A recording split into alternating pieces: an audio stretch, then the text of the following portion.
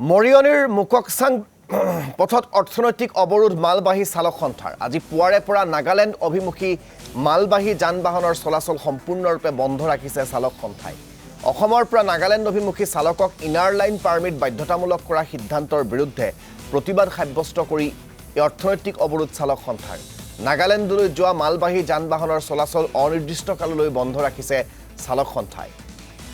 মুককচাং পথত আবদ্ধ শতাধিক মালবাহী যান বাহন এয়া আমি আপোনালোকক দৃশ্যাংশ দেখুৱাইছোঁ এইসমূহ যান বাহন আবদ্ধ হৈ পৰিছে চালক সন্থাই এই সিদ্ধান্ত গ্ৰহণ কৰিছে যে তেওঁলোকে কোনো কাৰণত এই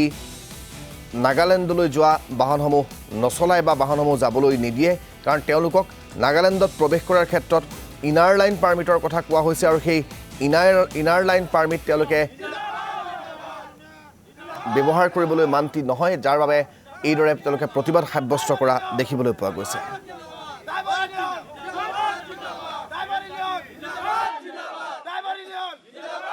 মানে কথাটো হ'ল কি এতিয়া আমি নাগালেণ্ডলৈ গাড়ী গৈ থাকোঁ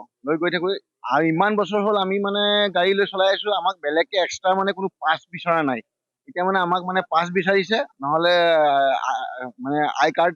পাৰ্মিট বিচাৰিছে আৰু নহ'লে নহ'ব বুলি কৈ আছে আমি অত বছৰৰ পৰা গাড়ী চলাই আছোঁ আমাৰ ড্ৰাইভিং লাইচেঞ্চ মতে চব জেগাত ঘূৰিব পাৰোঁ গোটেই অল নাগালেণ্ড হওক বা অসমতে চবতে ঘূৰিছোঁ সেইখন দেশলৈ হৈ যায় অল চবতে ঘূৰিছোঁ